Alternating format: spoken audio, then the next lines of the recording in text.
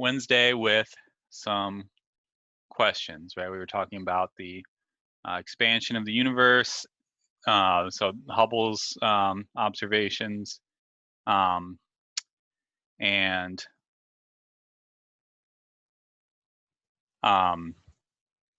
the cosmic microwave background. And so it left us with some questions, right? And so we're going to talk about inflation, and then I'm calling it the dark battle for the fate of the universe. So it involves things that you may have heard about, dark matter and dark energy. So sorry, I'm trying to see everybody and not myself. Okay, so I don't know if this means anything, but I made it. So, so here's the, this is the cosmic microwave background radiation, and well, what questions does it leave us with? So, okay, this is, okay, first of all, what's this picture? I mean, it kind of looks like you may have seen a world map kind of spread out like this, right? Where you're trying to see, it distorts the shapes of things, but it lets you see the whole Earth in one picture. So what this is, think about like, so a lot of times they say, like, think of that as like an orange peel, right? You peel off an orange in the peel in one piece and you look at it, and that's what the Earth would look like if you peeled off the skin, right? So this is like, sort of, think about, this is like looking from inside the orange, right? We're looking at the sky. So this is the sky in the microwave range in all directions. So if I took these two regions, right, and said, well, okay, if whatever light we're receiving right now, it was emitted shortly after the Big Bang, and shortly after, in the scale of billions of years, the time of last scattering light was about 300,000 years after the Big Bang. So shortly after on these scales, but so the light that's reaching us right now has taken 14 billion years to get here. So that means if I look in one direction and I look at the microwave radiation from that direction, that's 14 billion years, 14 billion light years away. And if I look in the other direction, that's also 14 billion light years away. So that means that they're 28 billion light years apart from each other, right? So that means that light has not gotten from that one region to the other region. There's seemingly no possible way that light could have gotten between there. So if light can't travel that distance over the life of the universe, then they seem to be too far apart to have communicated with each other. So how did this region know to be exactly the same temperature as this other region, right? To within, what was the scale on this? 0.0001 Kelvin, right? So within a few thousandths of a Kelvin of 2.72 Kelvin. So that's called the horizon problem, right? Why does every point on the horizon look the same? How could they have agreed, or why would it all be the same everywhere? So another thing, well, okay, the world is not flat, meaning the Earth's not flat, but the universe is flat. Okay, so first I need to define what that means. Well, so on the left side, we have three different geometries, right? So the bottom one, that's Euclidean geometry, right? So the triangle that's drawn on that looks like the triangle that we're familiar with. The inside angles add up to 180 degrees. All that geometry you did in high school is in a flat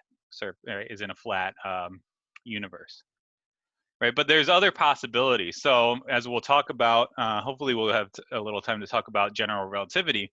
But what general relativity says is that basically gravity is caused because any sort of mass or energy bends space-time. It gives a curvature to space-time, right? So, space-time is curved near the Earth. It's more curved near the sun because the sun's more massive. But if we look at the large-scale structure, is it overall curved one way or the other? So we have two different types of curvature. So the one on top, the sphere, That's called positive curvature, right? So things are weird in that sense. I asked the riddle about, you walk 10 meters south and then 10 meters east and then 10 meters north and end up in the same place where you started, and you see a bear. What color is the bear?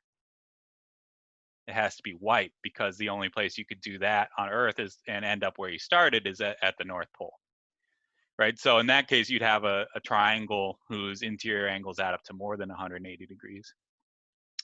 And then we have the negatively curved space, which traditionally has been called the saddle shape.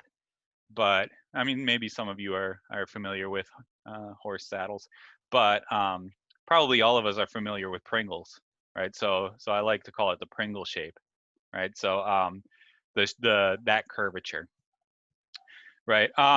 So the curvature of space depends on basically the density of stuff, right? The density of matter. And as we'll see later, there's also matter that effectively has or energy that effectively has a negative effect, right? So a lot of matter would make the curvature positive.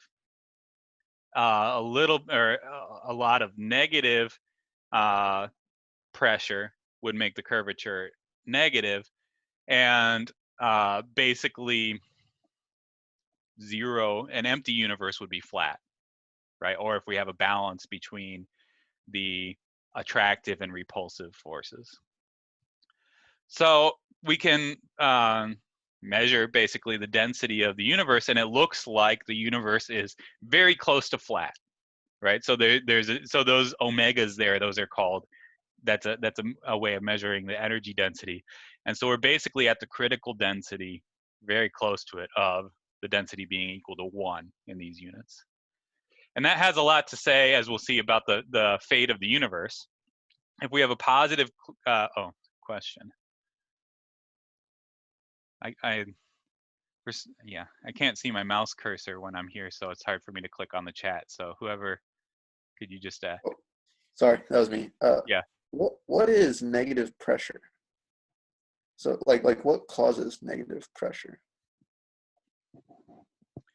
Well, we'll save that for the end of today. Sounds good. Sounds good. Yeah. Right, because we know that mass can't be negative, right? So it's like an anti-gravity. Einstein.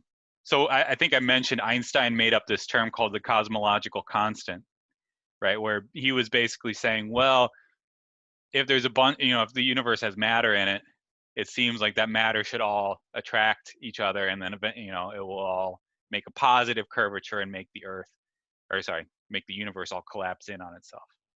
So he was trying to insist that the universe was stable. And so he put in this cosmological constant, which is just a negative pressure that space has just because. That was his sort of argument. He just put this in as a fudge factor. Space has this sort of expansion quality just by nature of space. And he tried to balance it out so that it would make the universe exactly flat. Right, but he didn't propose a model for it. So for now, we can just say cosmological constant of some sort.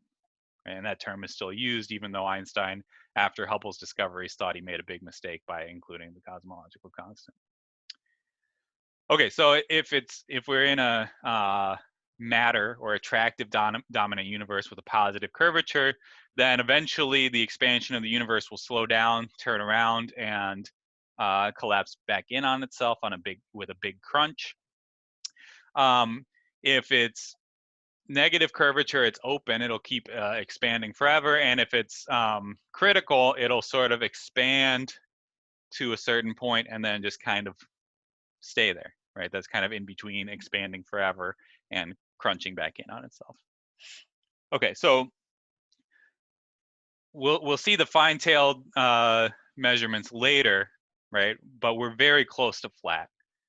And that seems like, hey, why would it be that special number and not something different? Okay, so we see it's close to flat. Why? This is a maybe not something that would have been on the top of most of our minds, but actually was one of the original motivators historically for this model of inflation that we'll talk about. So where are the magnetic monopoles is the question. So okay, what's first of all, what's a monopole? Well, electric charges are monopoles of electric charge, right? So you can have a negative charge by itself, you can have a positive charge by itself.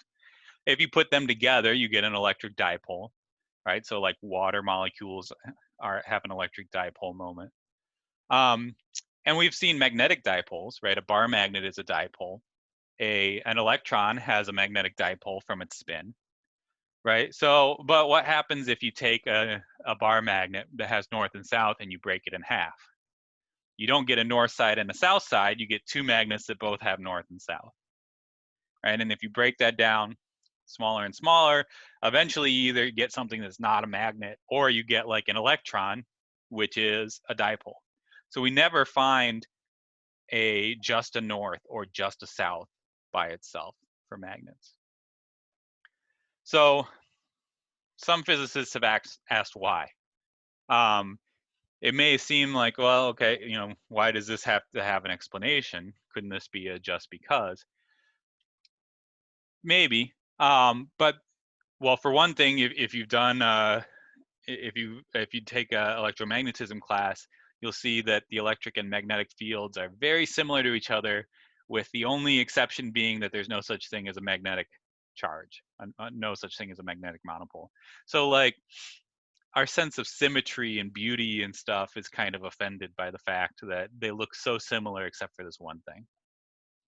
Another thing is that Dirac proved that if magnetic monopoles exist, it explains why charge is quantized. We know the electric charge is quantized.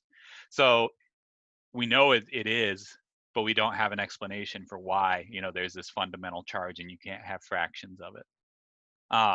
So that's sort of another motivation. And then other people do exotic, weird particle physics theories that predict magnetic monopoles, and they have to explain away why they aren't there. Right. People are searching for magnetic monopoles. If you get a copy of the particle data guide, there's like limits. What's the upper bound on how many magnetic monopoles could be, in a particular density.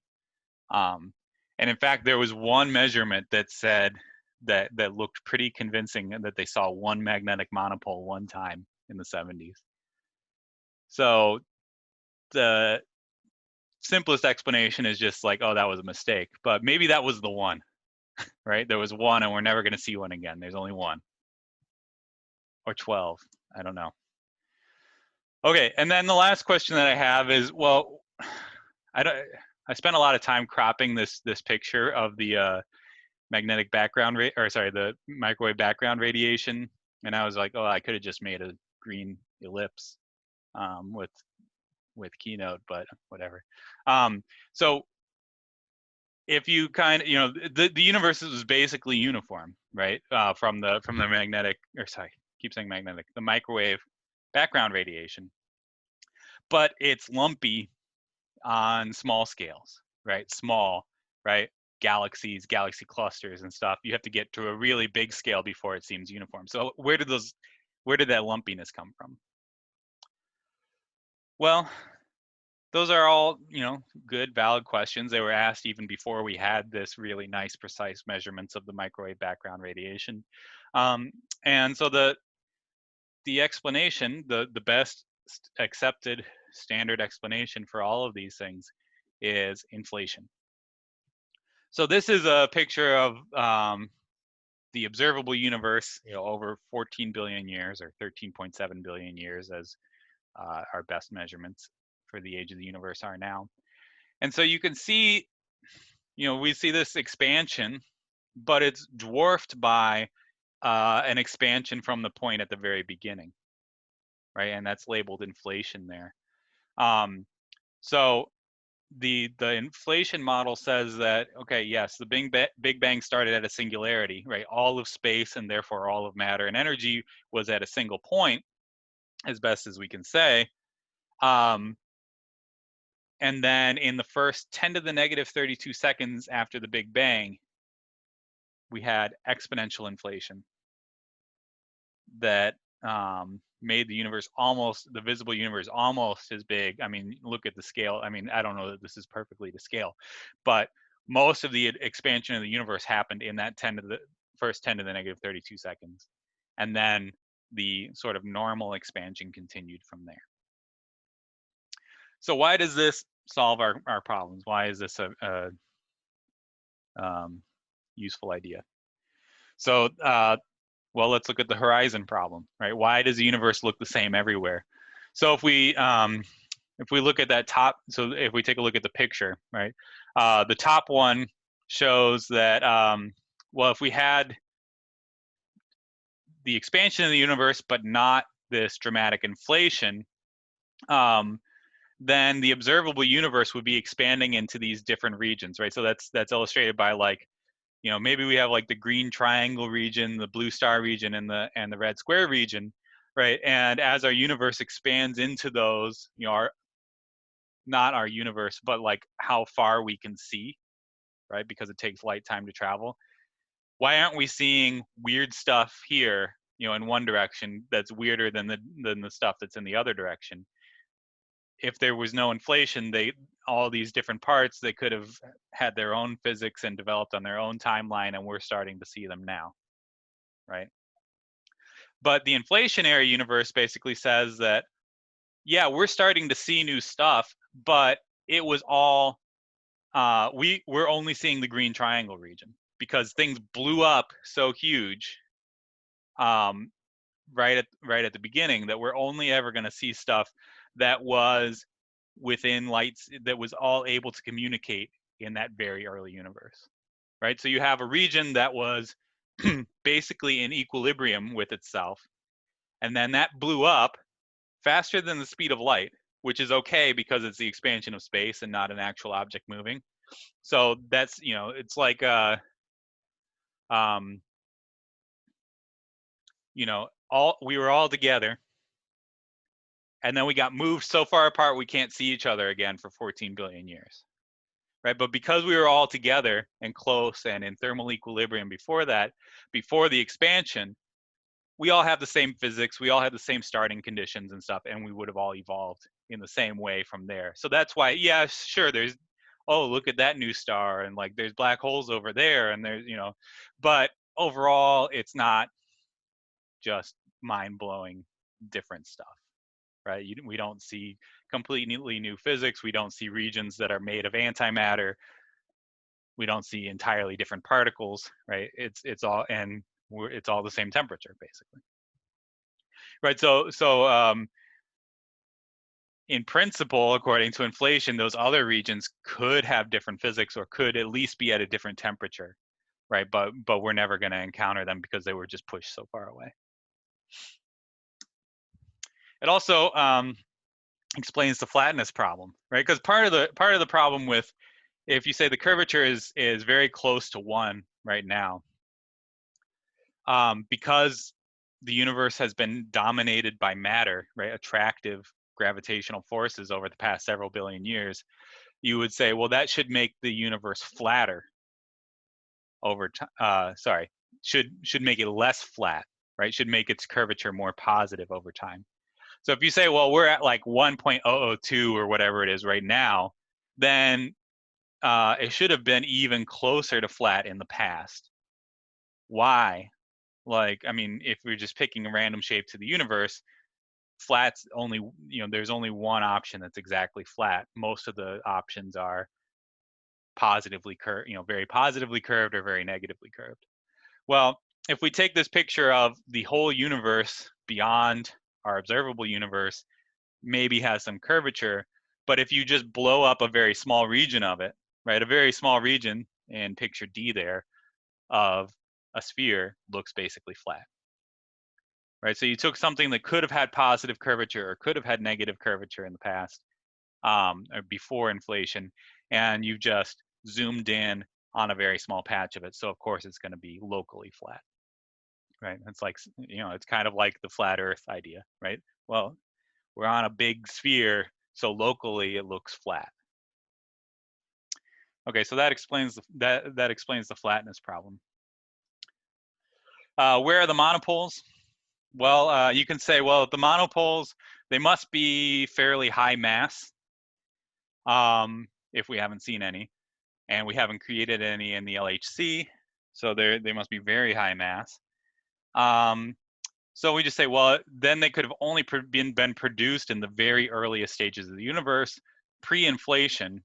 And so then once inflation happened, no new ones were created.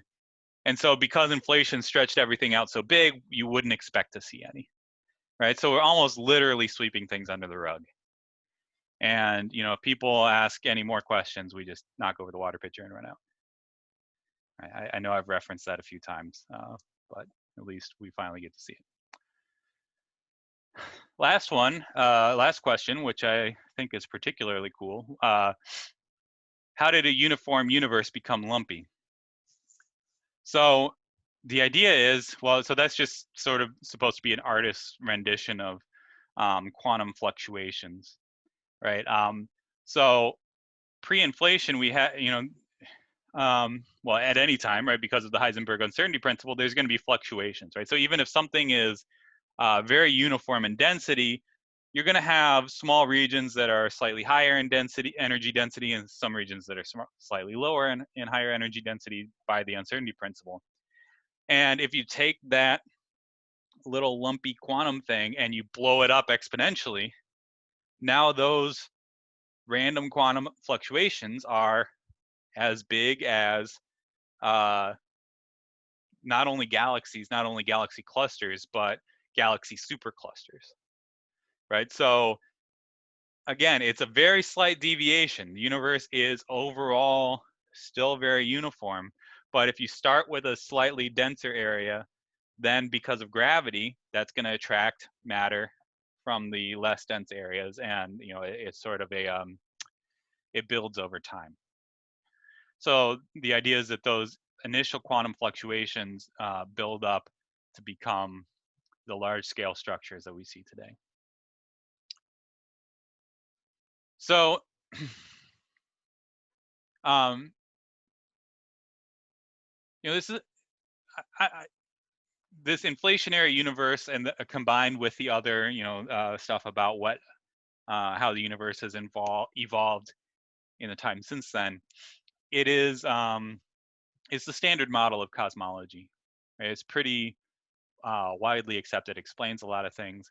There are definitely criticisms of inflationary models that you'll see, and people kind of say, well, it's a you know, it's not necessary. You know, people will say it's not very scientific because it's sort of a just so story, right? If it happened just this way, then that explains things. But of course, we can't create a new universe and see if inflation happens. The mechanism for inflation, we don't have a discovery for it. People talk about, well, okay, must be created by some sort of particle or field called the inflaton. But we have no, you know, observations that of the inflaton field or particle. People thought maybe the Higgs field could be responsible for inflation, but now we know it's not. So, you know, if we later discover a new particle that's a scalar particle, you know, it could be an excitation of the inflaton field, then that would, you know, that would give some more evidence for it. But there's been lots of time for people to make lots of different scientific models. And so some people kind of criticize, well, you can fit, you know, any new observation could fit some inflation model. And so, you know, they criticize it on that for that reason. But so I just wanted to say, you know, this is, you know, there hasn't been a Nobel Prize awarded for inflation, even though it explains lots of things and has become well accepted, partly for that reason, that it kind of seems, you know, it's hard to say that there's been direct observational evidence that's new, right? It explains away the old problems very well, but you know, it hasn't been able to predict, like, hey, well, if we make this measurement, if inflation's true, we should see this, and if inflation's not true, we should see that. Doesn't mean it'll never happen, you know, but people are definitely continuing to work on it. Okay, so we're going to take the standard, you know, the standard cosmology model. sort of is given, and say, okay, well, there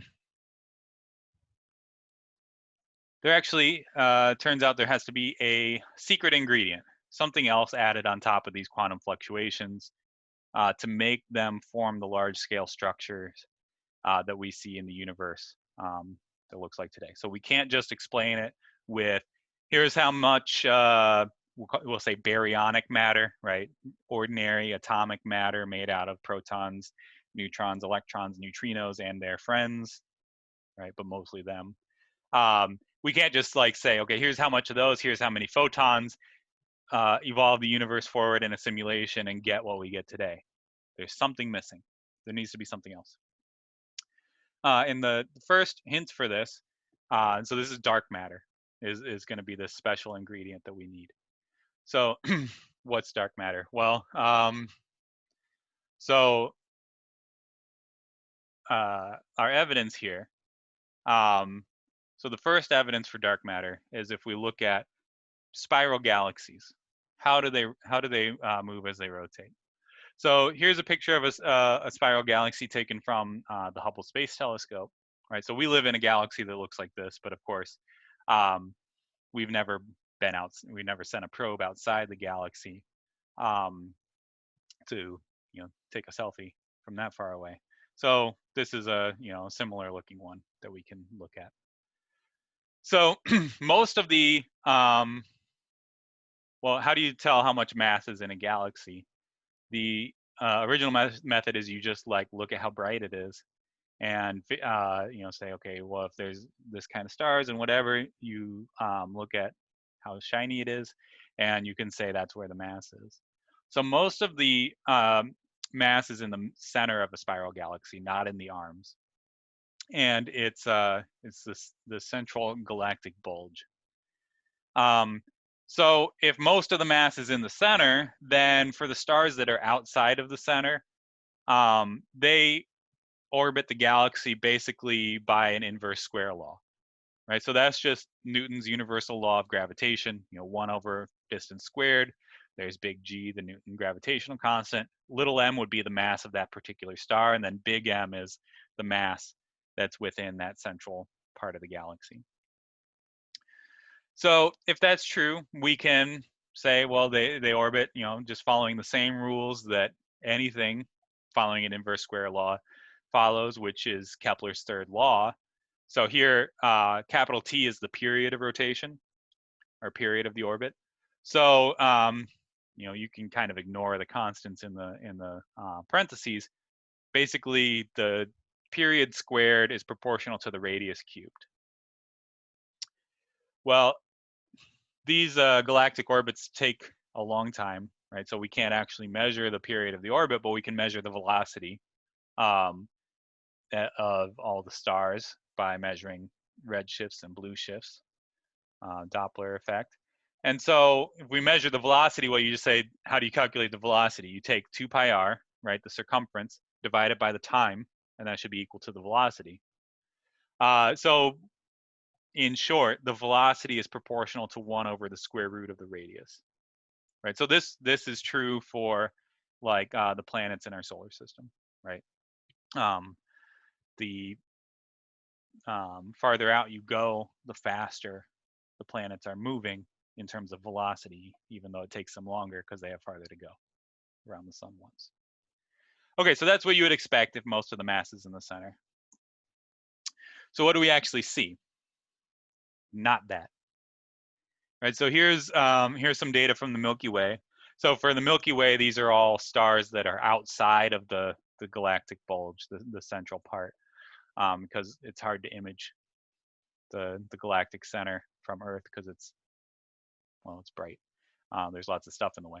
So the expected dependence of the velocity as basically 1 over square root of r is graphed there. And you can see that it does not follow that, especially the farther out you get from the center.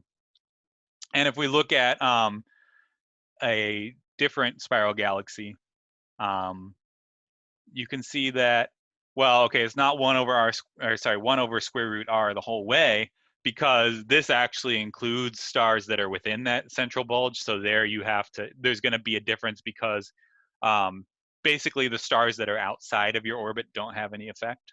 The mass that's outside of your orbit doesn't have any effect. This is basically Gauss's law for gravitational fields. And so, okay, so here it shows everything, but then once you get outside of that central bulge, it should again be 1 over square root of r. So you can see that for the stars that are inside, it actually, the expectation fits fairly well, but once you get outside, the rotation velocity is actually fairly constant. It doesn't really drop off at all. So this is surprising. So historically, so this is a picture of Vera Rubin. She did the first measurements. This was in the 60s of these what we call galactic rotation curve. So the velocities as a function of radius in these various spiral galaxies. So she did these first experiments that showed the existence of dark matter, and she found a ratio of there should be 5 times as much dark matter compared to the luminous, right, stars, right, the glowing, so basically galaxies are 6 times more massive than they look if you just like count up how many stars there are, right? So 5 parts that we can't see to 1 part that we can see. This happy guy on the right, Fritz Zwicky, he was the one that first proposed dark matter. He didn't do the careful measurements of all the and be able to say it was like a single observation of a galaxy. This was, I think, like in the 30s. It was definitely like a couple decades before Vera Rubin did the sort of detailed work and measurements and calculations. So he proposed this idea of dark matter. He coined the name, although in German initially. And I'm just reading about him yesterday. I saw he also had this proposal called tired light to explain Hubble's law of why the farther away things go the bigger the redshift is. And he said, well, maybe they're not moving farther away. Maybe light just loses energy as it travels through space. It kind of gets tired. That's definitely wrong. We know now. But so, if you're going to have some good brand new ideas, you're going to also have some bad brand new ideas. It's kind of the moral of the story there. Well, maybe it wasn't a bad idea, but it was wrong. Yeah. I just want to take a moment to look to point out that Ahmad looks like he's about to, I don't know, testify about some kind of secret, I don't know, secrets that the military's been keeping from us on 60 Minutes. Okay. All right, I'm gonna leave then. 60 Minutes reference is good. Okay. So anyway, so neither of these people really had an idea of what this dark matter was, right? All that it was, they called it dark because we couldn't see it, right? So maybe it literally is just like dust, and maybe planets. Just like, okay, planets seems unlikely, right? Because they'd have to be more massive than the stars. But just, stuff that doesn't glow, right? Or maybe it has to be something entirely different. So nowadays we have better observations, and so we have an idea that of what the dark matter looks like. And the dark matter extends well beyond the galaxies. So there's a halo of dark matter around the galaxies. So it doesn't really fall into that galactic shape basically at all. It extends well beyond the disk and the galactic bulge. Now, in a later slide, I'll talk about how we can measure the mass. Where we can tell where the mass is, even when it's not glowing and we can't see it. Right. So why we can do better than what Vera Rubin's observations were, 5 decades ago, almost 6 now. trying to remember. Oh yeah, well that's this slide. Yeah, because I also want to point out that another, so kind of along the lines of tired light, there are other proposals for why the galactic curves don't fit what we expect. Some of these are called modified Newtonian dynamics, or just gravity. You know, basically they're saying that gravity doesn't follow a 1/r² law when you get to really big distances. There are still people that advocate for that, but I think they're pretty clearly wrong. And the bullet cluster is sort of the smoking gun to show why dark matter has to be there, and it can't be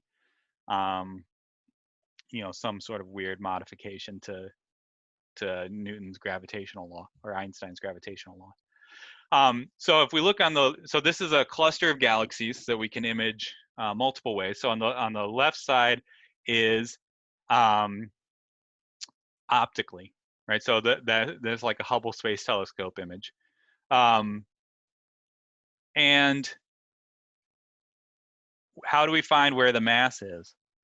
That's what those contours are, right? So the contours there are, you know, the densest mass regions are those two, you know, sort of peaks to the topographical map, and then it gets less dense around there. We find it by gravitational lensing. So gravitational lensing, again, we're kind of reaching into talking about general relativity a little bit, right? But because gravity bends space, that means that light also gets bent by gravity, right? So light doesn't travel in straight lines. It follows the shortest distance between 2 points. And if space is curved, then the shortest distance between 2 points is not a straight line, right? If you look at like if you fly from, say, well, if you flew direct from Indianapolis to Madrid, they're at the same line of latitude, right? But if you look at a flight pattern for a plane flying from Indianapolis to Madrid, the plane does not just fly due east, because the Earth is not flat.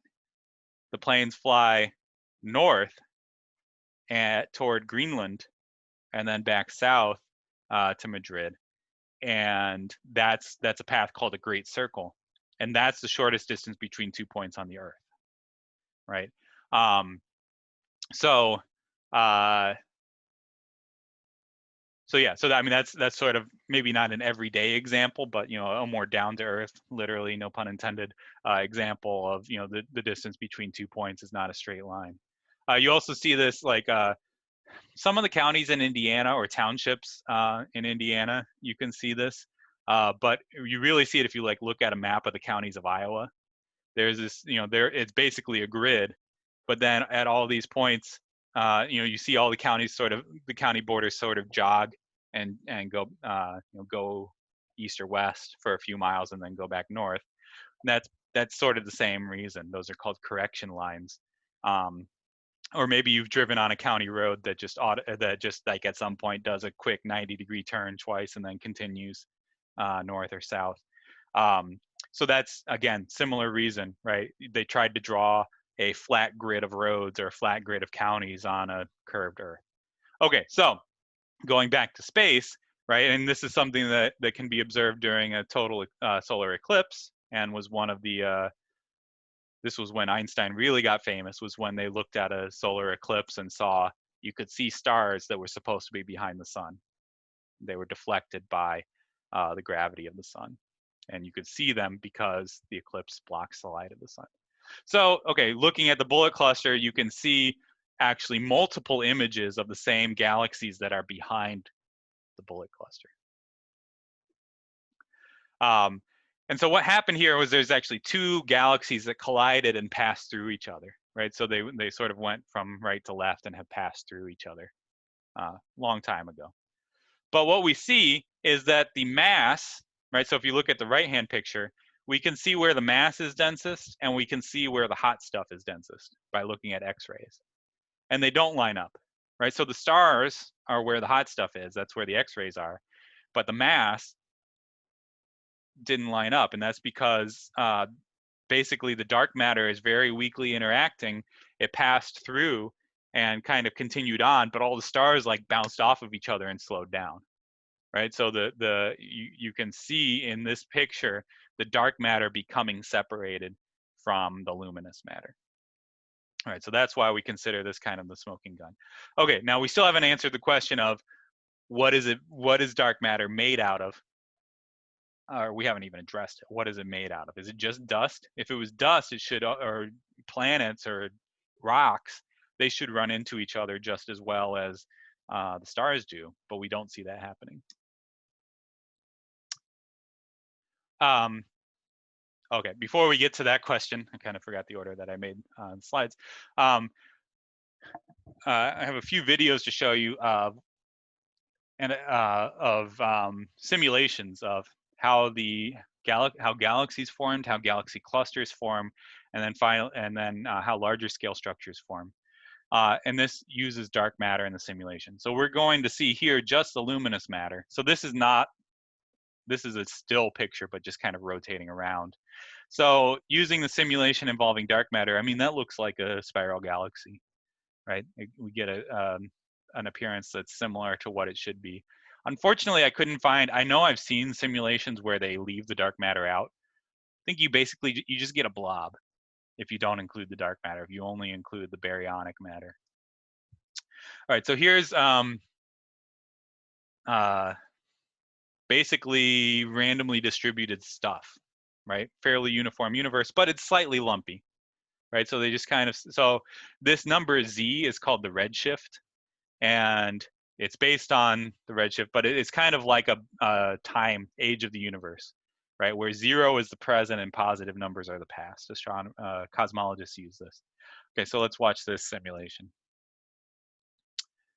So we can see, so each of those little fuzzy balls, that's a galaxy, right? So we see a cluster of galaxies forming. And you would not see that if you didn't include dark matter in the simulation. And then finally, the trippiest one, this is, I forget how many cubic megaparsecs of simulation, but this is, so each of those little dots is like a galaxy cluster. So this is a huge scale. So on the hugest galactic scales, we actually see there's a cosmic web, right? A large scale structure to the universe where the galaxy, solar systems form galaxies, galaxies form clusters, clusters form superclusters, and then the superclusters are distributed along these filaments of dark matter. So it's the dark matter clumps together, and then the light matter clumps to that. And this is just one of those things, like, when I was in talks about astronomy, like, every once in a while it just kind of blows my mind, like how big this is. Like it's I mean, it's unfathomable, right? I can't even fathom going to Mars, right? That's far enough. But this is so much bigger than that. It breaks my brain. What is that Z index? That's the redshift. So it's basically a measure of the bigger it is, the farther back in time it is. So 0 is present day. So redshift is basically like if you said it's the ratio of observed wavelength to actual wavelength. Do I have that? No, other way around. Actual wavelengths to observed, right? So present, things that are close to us aren't redshifted by by the universe's expansion, but things that are farther away get more and more redshifted. So it's basically a measure of how far away something is, but that also means it's a measure of how far back in time it is. And you could convert that to billions of years ago and stuff, but this is what cosmologists and astronomers use. So I don't have a real good sense for, redshift of 28. I mean, that must be pretty close to, the beginning of the universe, or at least, after atoms have formed. Okay, so And like I said, I wish I could have found the one that that just has the baryonic matter and no dark matter, but it doesn't give you this cosmic web, and that's we've observed this, so so we get good observations. All right, so what is the dark matter? So two of the most popular names, I think WIMPs was named first, and so then people said, well, what about machos? Because astronomers, I mean, they make the best acronyms. They don't necessarily always like line up well with the words that you would think that they should, but they're really good at making acronyms. I have to give them that. So a macho is a massive astrophysical compact halo object. What does that mean? Well, there's lots of different things it could be. They could be a bunch of small black holes. They could be a bunch of white dwarfs that aren't bright enough for us to see. They could be a bunch of brown dwarfs. A brown dwarf is like we call them failed stars, right? So something bigger than Jupiter but smaller than the sun, a big ball of hydrogen that wasn't quite big enough to get fusion going. But there's not there definitely are some of those, right? And there's also dust, right? But observationally, we can say that that's 3% or at most of the non-luminous matter, right? So it must be. It's pretty clear that it must be something else, right? Something that is interacts by gravity and definitely does not interact via the electromagnetic force, right? So we call it dark matter, but maybe a better name would be invisible matter, right? So it's not dark in the sense that it's like blocking the light, right? Because to me, that's what dark means. Invisible means that light just has no effect on it, right? Light would pass right through it. And so that's the reason why if they, when the stars run into each other, well, they lose energy because they can interact, they can give off energy as neutrinos, or they can give off energy as electromagnetic radiation, right? So that's what slows them down, right? As that bullet cluster, as those galaxies pass through each other. Oh, I'm sorry, I didn't realize I was going over. But the dark matter doesn't. So we call them weakly interacting because we're like, well, maybe they interact with the weak force, gravity plus the weak force. And that's kind of maybe wishful thinking, because if they interact via the weak force, we might be able to detect them. So there's experiments on Earth, like deep underground, that are just trying to measure, there should be dark matter around us all the time, right? So even if it interacts very weakly, like a neutrino, we should eventually detect one. Or we should produce one in a particle accelerator. So far, no luck, right? Well, so sorry that I have gone over time. So I guess I'll Or the leave. world will end from virus. Well, maybe humans will, but I don't think the whole universe will end by virus. So we'll just pick up back here at this point the next time that we meet, and continue on. So I'll leave you in suspense about whether the universe is going to end in fire or ice, and what's the opposing force to dark matter. All right, so remember, we're not meeting on Monday. Do those